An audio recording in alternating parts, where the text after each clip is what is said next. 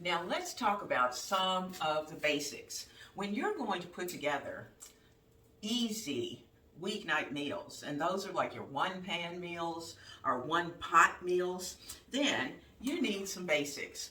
And I'm going to show you mine. These are the pantry items that I always have. And any young homemaker, if you're starting out, these are going to be some of the things that you may want to make absolutely certain that you have in your kitchen. Because let's face it, if you're going to cook, you want your food to taste good. So I'm going to bring some of these things out, and I keep them handy. I have a special basket for them so that when I need them, I can just pull them out very quickly. So actually, I'm going to put those over this way so that we can start to work. Now we're going to start with the very, very basic. I have salt and pepper. And how much salt and pepper that you use in your dish is according to your taste and your family's taste, if you have a family. But if it's just you, then you get to decide how much of these particular of salt and pepper that you're going to use. So salt and pepper is a must. Now, because I tend to cut back on salt just because that's the way we eat. I have it. I use it a lot for baking, and I use it every now and then in cooking because especially if you're going to be preparing vegetables, then you're going to need just a tad bit of salt because you want to be able to bring out those flavors. So it is a flavor enhancer as well as pepper.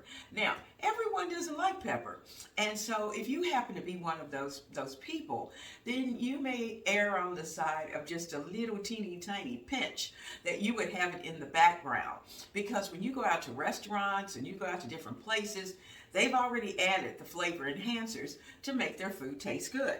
Now, so salt, pepper, those are the two basics.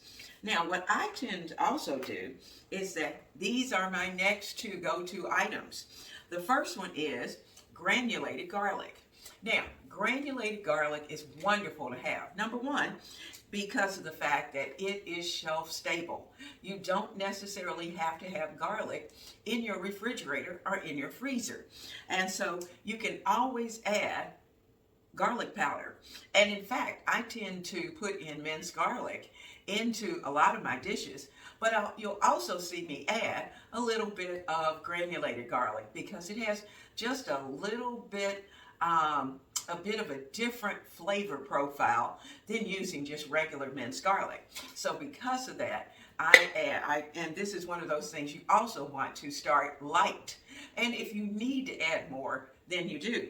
But granulated garlic, as well as granulated onion, or you may even like onion flakes, and or just plain old onion powder. Either way. And the same goes with onion in that 9 times out of 10, I'm going to chop up an onion in most of the dishes that I prepare, especially one pot meals. And if that's the case, then I'm going to have my fresh onion, but I'm also going to add a little bit of onion powder because it helps to bring that oniony flavor out. But remember, stay light because you don't want to overpower the dish. Now, I have shared with many of you my house seasoning. Now, my house seasoning is an even mixture of pepper, granulated garlic, and granulated onion. And then you shake it up. And then that way I can just take a teaspoon and sprinkle it into the dish. And so I don't have to have these containers all the time out. I don't have to have them because I have my flavor enhancer right here with house seasoning. And in fact, I have a little video on how I put the house seasoning together, and I will link that down in the description box. But house seasoning is something you might want to mix and have it ready to go. Now, the next thing I like to have is paprika. Now, for me, I don't think paprika has a ton of flavor, but it adds a beautiful color to your dish. And if you're fixing deviled eggs, or you're going to fix certain rice dishes, paprika is used a lot sometimes in Spanish and Mexican dishes. And so paprika is a good thing to have also on your shelf and is in many recipes. So paprika is one of those spices that I keep all the time. I also tend to keep oregano. I grow it, dry it, and store it. So I always have oregano as well as dried parsley. And yes, this is parsley that I dried and I have stored. Now, I can add these. I like parsley in chicken dishes. Sometimes I'll add a touch of oregano.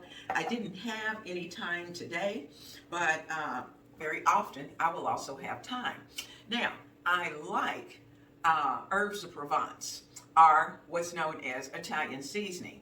But sometimes, depending upon the ones you purchase, you may find that they're heavy with rosemary. And our family's not a fan of a lot of rosemary. So sometimes I have to be just a little bit careful with that. So I will pick up the other flavors, and in that way I can control how much rosemary goes into the dish. But if you're not familiar with that, you may choose to just buy a bottle of herbs of Provence and just add a pinch and test it out to see how much you like. Now, the next thing that I absolutely always have on the shelf is chicken bouillon. And I keep it in a jar, and this is usually my go-to mixture for making bouillon when I don't have time to make chicken bouillon from scratch. And so I keep chicken bouillon most of the time. Now, I only buy, to be honest with you, I only buy beef bouillon when I know I'm going to be doing something more beefy. But we tend to be more of a chicken family. And so because of that, chicken bouillon is always on the list. Now, let's also talk about your baking essentials. There are just some regular things that you may want to have on your shelf when you're starting out. And you know, your baking may be as simple as a cookie, making your favorite cookies. And if that's the case, you're going to have baking essentials. And you can get them in mass quantities, or you can get them as small as 1 pound bags. But these are things that I try to keep on the shelf all the time and year round. Now, we're starting here with salt, because as we talked about earlier, salt is a flavor enhancer. And if you are going to bake, you are going to want to always have a pinch of salt to go into whatever it is that you're preparing. And most recipes will say add salt, and that's because it will bring out the sweetness of whatever it is that you're preparing. Or if you're preparing bread or rolls, you're going to always have a touch of salt. So salt is necessary when you're baking. The next thing, you will have to choose between brown sugar and white sugar. Now, brown sugar is white sugar that has molasses in it. And you can actually make your own. If you want to go on YouTube and check out how to make your own brown sugar, you can certainly do that. Most of the time, I'll say 99% of the time, I'm going to purchase a bag of brown sugar. And if it's running on sale, I'm going to purchase 2. And so brown sugar is something you always want to have on your shelf. And this particular container, I'm looking at it, I already know that it's going to be soon that I'm going to need to put a new bag into the container, because I've been doing quite a bit of baking and using my brown sugar. Now, in some recipes, depending upon what it is, say for instance, chocolate chip cookies. Now, I like brown sugar and white sugar in my chocolate chip cookies. But you can also make chocolate chip cookies with just brown sugar. And it has a very deep and unique flavor that you might like. So that's something you might want to try. But also, we have our white granulated sugar. Now, most of the time, granulated sugar is going to be just used as your general sweetener. Sometimes you may have to add a pinch of sugar into your greens, or some people like a pinch in their green beans if they're cooking them from scratch. So always have white sugar, as well as, which is known as granulated sugar, as well as your brown sugar. They are good to have on a shelf. Now, if you don't have a container like this one, now I'll link it down in the description box, but you can also keep your bag in a Ziploc bag, a good freezer heavy, good, really good freezer bag that you can keep those in. Or if you have an available jar that's large enough, you can put your sugar in there because it helps you protect it, keep any varmints out, and especially if you're not using it fast enough or often enough, you will definitely want to have your sugars in a container that is pretty much varmint proof. Now, next, all-purpose flour. All-purpose flour can be used for savory items as well as sweet items. We can use it for making gravy. We can use it for breading chicken or steak or whatever it is that we're doing. So all-purpose flour is just what it says. It has all-purpose. It's not just for baking. It's predominantly used for baking, but that's not all it's used for. So always have a bag of all-purpose flour on your shelf. Now, next, most of us, when we think of baking soda, we may think of using baking soda as a cleanser to be able to cleanse, and it is a gentle cleanser to be able to scrub whatever it is that you're trying to clean. I use it sometimes on pots and pans. I use it to shine my sink. I use it sometimes if I have a place on the stove that I'm having trouble with lifting whatever it is that I'm trying to get off. So sometimes I'll use my baking soda. Now, but baking soda is used to help rise your biscuits.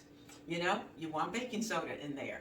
You usually even have baking soda in certain cookies because you want them to rise and to puff up a little bit. You want them to be soft. So baking soda is necessary.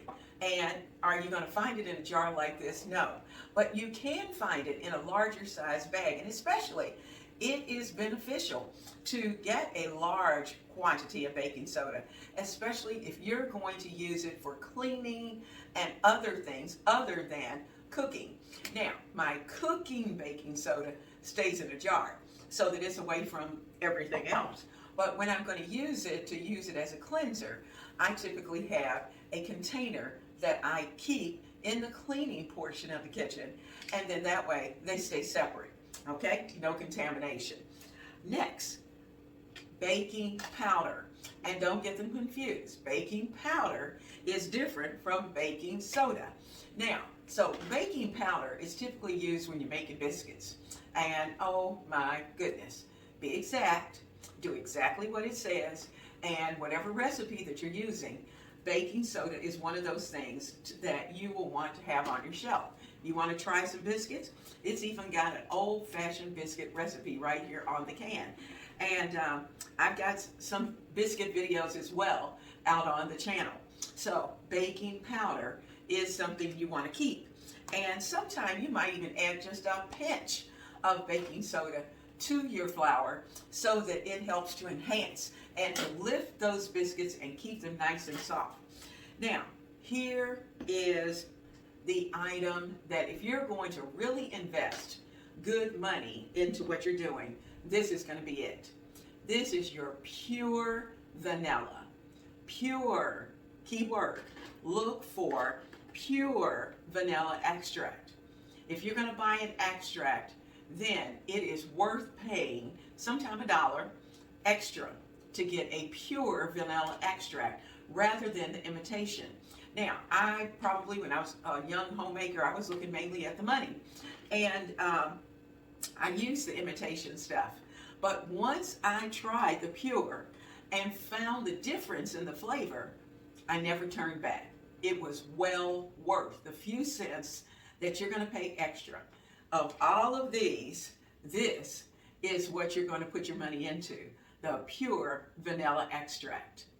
Now today, I'm going to make some chicken broth because we're going to need it for 2 more dishes that we're going to be preparing for this week. All right, in my crock pot, I'm placing in a half onion, and this onion is fine, but I'm going to throw that in. I had some not so perfect pieces of carrots that I'm going to throw those in. I had 2, and I have some celery that is kind of beyond its use. So all of the vegetables have been washed and they're going into the pot because we want this to be a really good broth, a healthy broth. And like I said, we're going to use it for several things this week. So we've got all of that in. And you could even add some of the end pieces, but I'm not going to do that today. Now, next, we need water and we need flavor enhancer.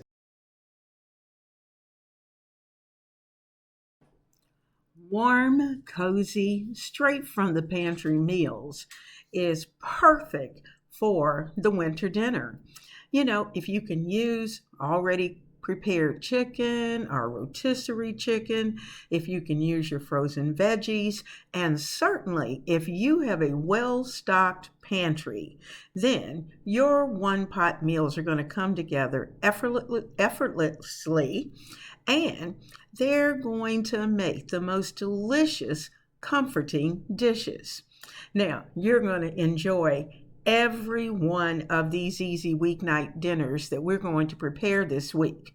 And if you're not a member of the Ebony Ivy and Thyme family, then I invite you to subscribe because we're going to be working through more winter meals, which are also holiday favorites, and their cozy kitchen inspiration. So we want budget friendly, we want family approved winter dinners, and we're going to do it together right here and in this kitchen.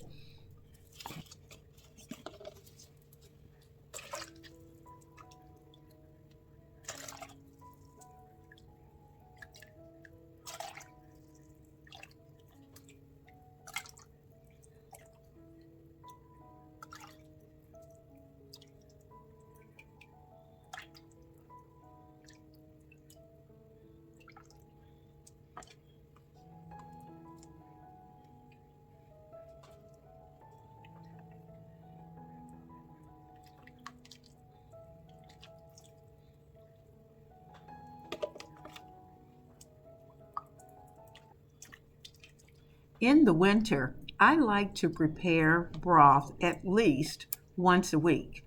So that means that I typically have anywhere from 2 to 4 containers of chicken stock that is either in the refrigerator or in the freezer. And that way, I always have the basis for another meal. And the fun thing about it is that, you've got to have the chicken. And so that also allows for me to have a bag of frozen chicken ready to go that is already cooked. Or if I bake a chicken, then I'll save the stock off of that, as well as save all the little bones and pieces so that I can make more chicken stock. So chicken stock is very handy when you're trying to keep your pantry going, and especially in the winter, because chicken broth and chicken stock, just to sip on it, is very nutritious and it's very comforting and healing, especially during the cold and flu season.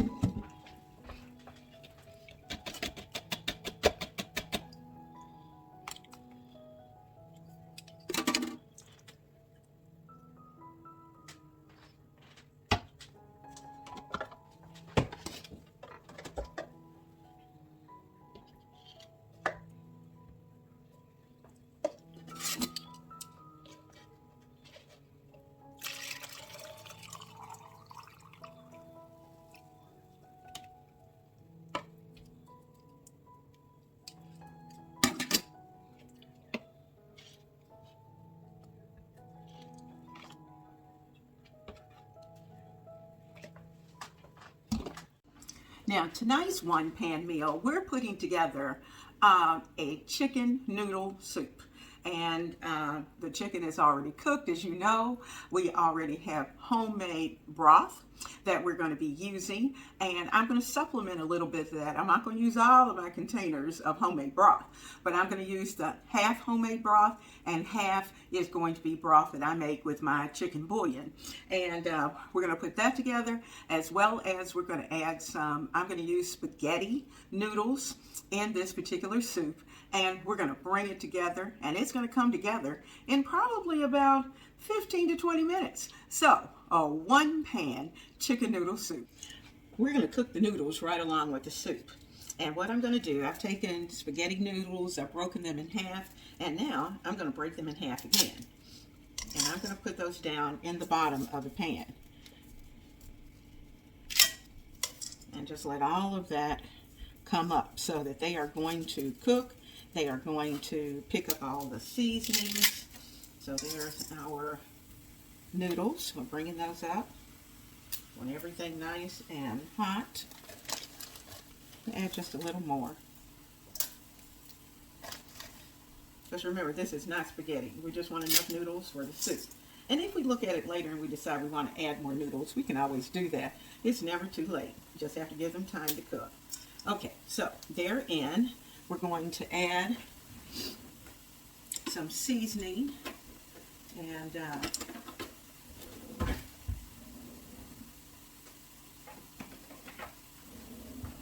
I've got my celery in, my onion in, and cooked chicken already in. The chicken's already cooked. So that's going to save you quite a bit of time right there. This is chicken that I had earlier in the week. I put it into the freezer, and we're bringing it out, and we're using it for another meal. So, got our onions and our celery. Now, I'm going to add a little bit of house seasoning. You know, I added house seasoning to the broth, but I didn't go crazy with it. So, I'm going to put in 1 teaspoon of house seasoning, and if I need to add more, I can always add more. But right now, we're going to leave it right where it is. I'm going to add 1 quart of our homemade chicken broth. This is the homemade. And we're going to need a little extra liquid because of the fact that we're cooking the noodles in here as well. So let me get some water and make that additional broth. I don't know if I showed you, I think I had the camera off, but I added parsley and some chicken broth just in case, some more chicken broth, just in case we didn't have that on the camera. So that's in there. The recipes, as always, will be down in the description box.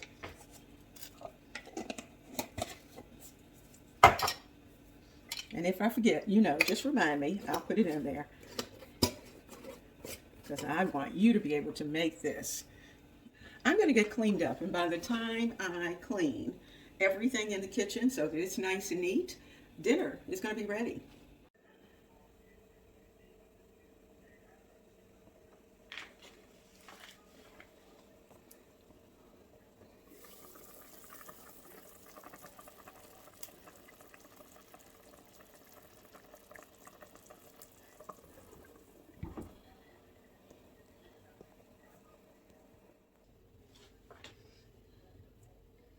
If you're looking for a budget-friendly, family-approved winter dinner, then this chicken noodle soup is going to be right at the top of your list. It is hot. You could certainly add other vegetables into it if you wanted to add mixed vegetables or say some peas or something into it. You could certainly do that. But for tonight, we're keeping it simple because we do have a few of those little colds and sniffles that are going on. And I want this food to just process well within the body and clean all of the germs out. And that's what a good hot bowl of chicken noodle soup will do. It will make you feel better, and it will help you shorten the time of your cold.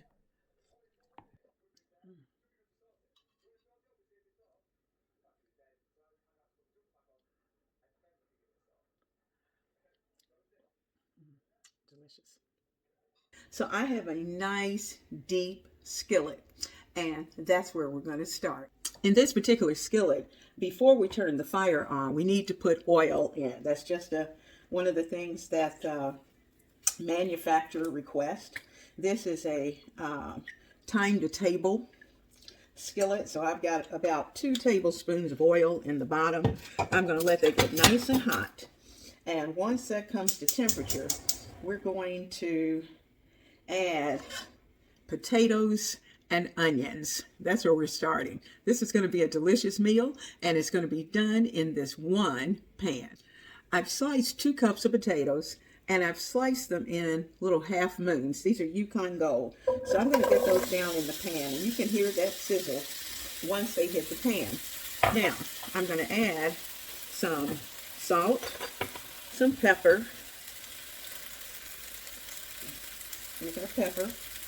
Now we want this well seasoned because we still have cabbage to add to it, but I want those potatoes to taste good. So we've got our pepper in. I'm going to sprinkle in a little bit of salt because, you know, vegetables do not have seasoning. So there we go. We've got our salt and pepper in there. And I'm not going to add the onions just yet because, you know, once the onions get in, they're going to release a lot of liquid. And I want these potatoes to get just a little bit brown. So we're going to let it cook for a little while. I'm also going to add to this about a teaspoon of granulated onions. Okay, we've got granulated garlic. So we're going to add a good teaspoon of granulated garlic.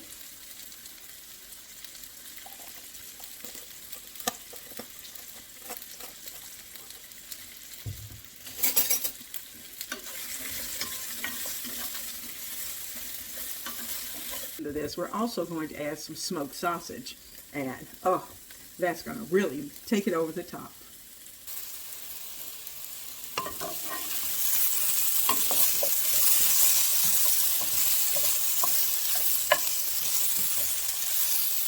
See, they're starting to brown. That's what we want, a little brown. Now in the center, I'm going to go ahead and add the onions. Okay, the onions are in. I'm going to give all of this a toss.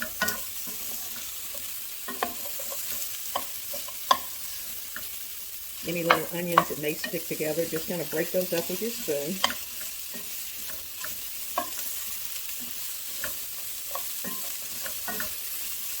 Oh, it smells good. I know it's going to taste good. I'm going to add a little pepperoncini. That's red pepper flakes. Just a little.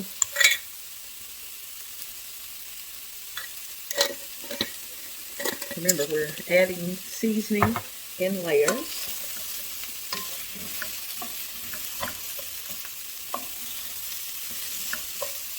Then make space in the center, and we're going to add the meat. We're going to be adding some smoked sausage to the center.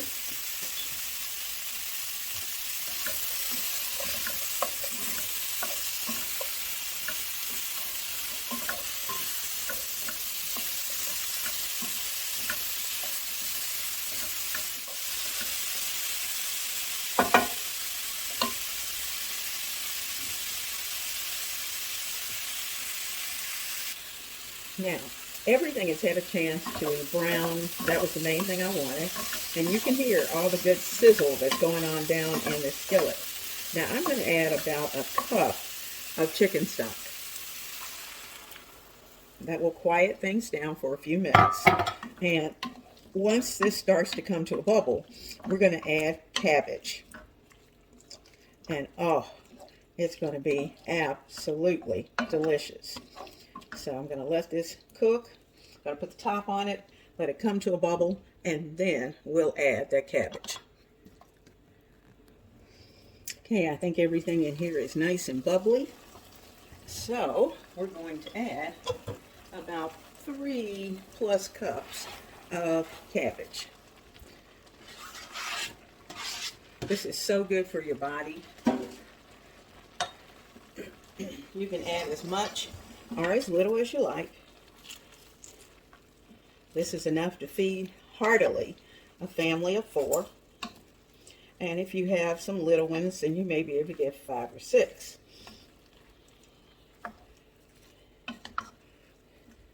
This is our smoked sausage, potatoes, and cabbage 1-pan meal.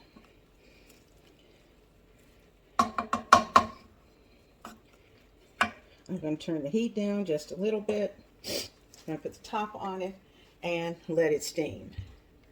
And when I come back, dinner is ready. All right, I think our 1-pan meal is ready. Let's see. Oh, smells wonderful. Let me check the potatoes.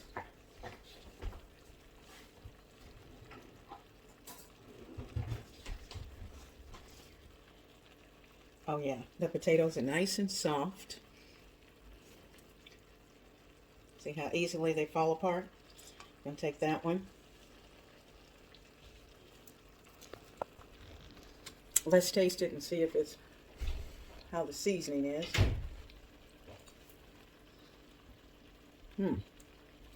That's good. No salt, no pepper. We're ready. Well, our sausage, potatoes, and cabbage is ready to go. And I'm going to serve it up in a nice hot mug because I think it'll stay hotter that way. So I've got fixing the big guys. He loves cabbage, and especially cabbage and potatoes. He'll be a happy guy. Put a little of the broth over it, and voila, it's ready to go. Now I'm going to get a cup myself, and this is my main meal of the day. And like I said, this is enough really. If you served it like with a salad or something on the side, you could certainly easily serve 4 people. But since this is our main part of our meal, then this is probably going to be enough for 3. So I have a little bit left so that we can have some, or if the big guy wants to come back for seconds, he has plenty to be able to do that with. I'm going to get a fork and we're going to taste it and see what we've done. You know, that did an earlier taste. I tasted this earlier, and it was so good. And now that it's had a chance to just kind of sit there and steam and get the cabbage nice and soft and in a good texture.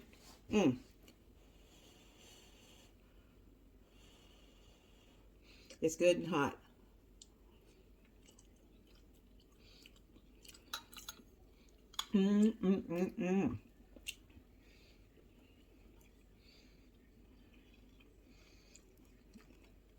This is the perfect meal to be able to come home and put it together so quickly. And as long as you have everything prepped, you got your potatoes ready, you've got your cabbage ready, onions ready, and of course, in the pantry, we have all the seasonings. So, delicious meal. Now, let me just say that this recipe, this chicken and rice casserole, is the best recipe of all the 3 recipes. So, I hope you've gotten to this point because it is delicious. And notice, I'm in an 8x8 container, and I have another 8x8 container that's in the freezer. So when you prepare it, you may have enough for 2 dinners. How about that? Tonight our dish is going to be a delicious chicken vegetable rice casserole. And the chicken is already prepared. The vegetables are coming out of our freezer, and everything else came directly from the pantry. So let's put it together, and all we have to do is put it together and bake it. In my bowl, I have rice, and I'm using brown rice. I have about 1.5 cups of brown rice. I also have 1 whole diced onion, as well as some leftover celery that I had.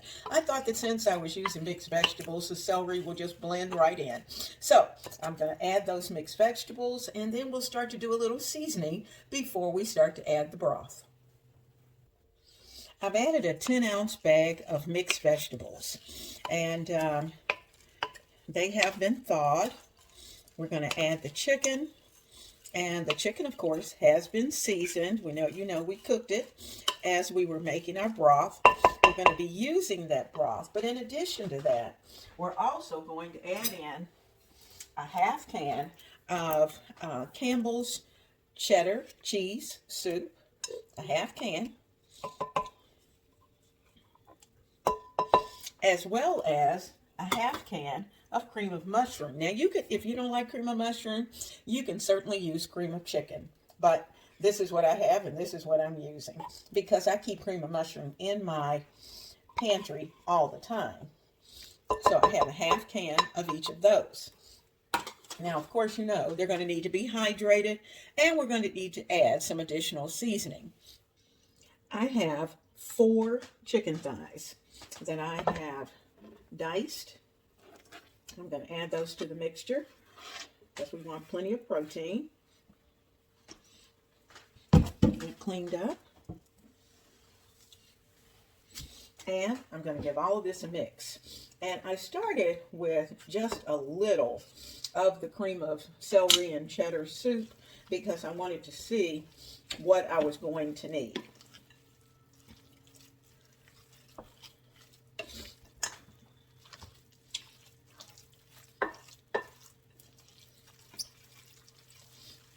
We're going to need to add some garlic. We're going to add some melted butter. As you know, rice is good with butter. We've got to really season this up because rice does not have a lot of flavor. And I'm looking at this thinking, okay, I'm going to go ahead and add the rest of the can of the cream of mushroom. So we've added 1 full can of cream of mushroom soup. And I'm going to add the full can of the cream of cheddar soup. Now here's where you can make a decision.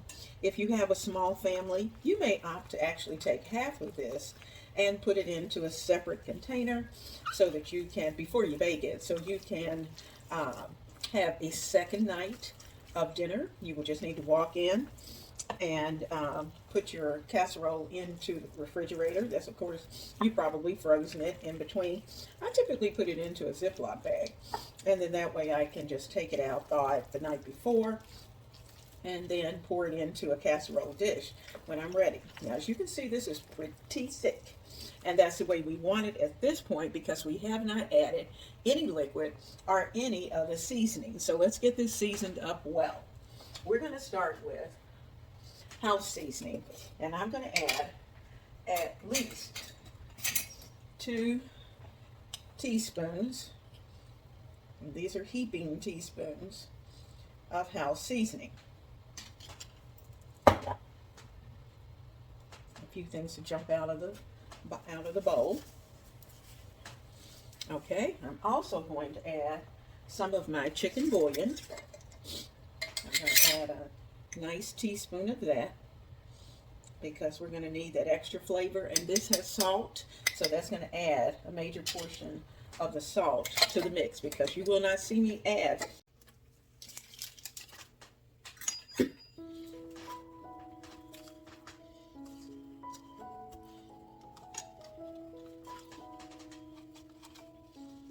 here's a half cup and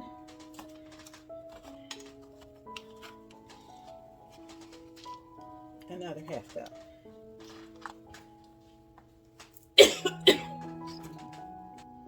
Let's give all of this a good stir.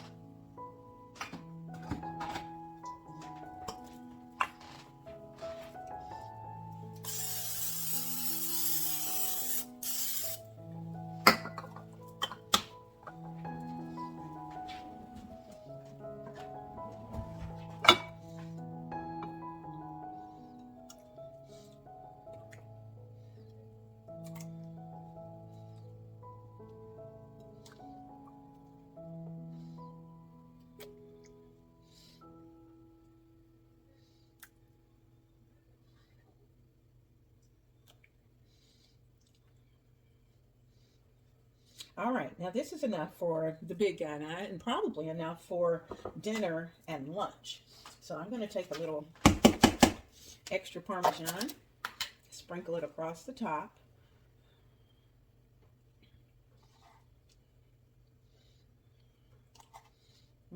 That's going to be so good.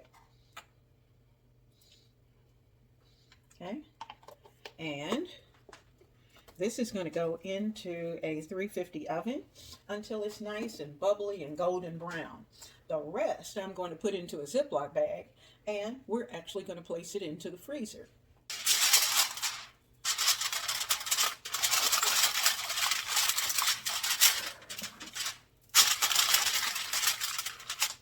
The foil will help it keep from over browning.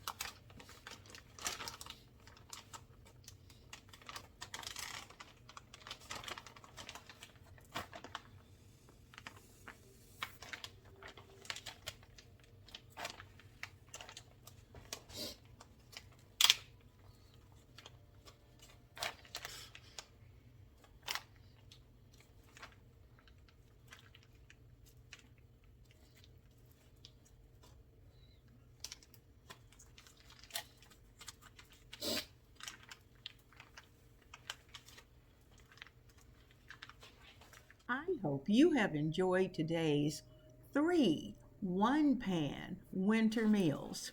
They're absolutely delicious and so easy to put together. Now, let me tell you something else. They're also budget friendly because for the entire week, the main portion, and I have included the shopping list for you in my winter entertaining guide. And you are going to find that only $36 was spent this week for an entire week of meals. And did it take a few minutes of time? Yes. Did you need to have a few things in your pantry? Yes. And most of those things are basic items that we all have in our pantry. And if not, for just a matter of a few cents, you can certainly take the time to pick those up.